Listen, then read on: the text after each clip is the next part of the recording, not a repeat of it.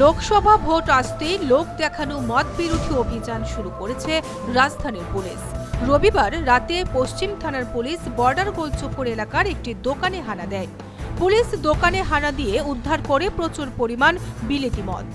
গ্রেপ্তার করে মদ বিক্রেতা উত্তম সরকারকে। উদ্ধারকৃত মদের বাজার মূল্য 25,000 টাকা, জানালেন পশ্চিম থানার ওসি সুব্রত চক্রবর্তী।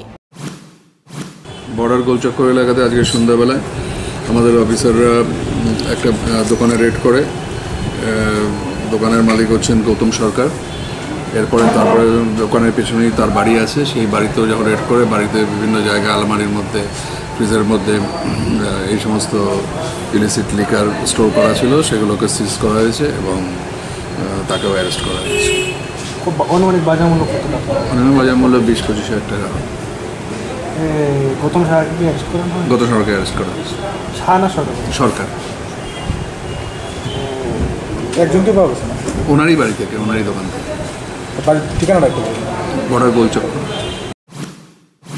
ভোটের মুখে এই মদ বিরোধী অভিযান করে সাফল্য জাহির করতে চাইছে পুলিশ। শহরে পশ্চিম থানার নাকের ডগায় একটি হোটেল রয়েছে, অঘোষিত বার।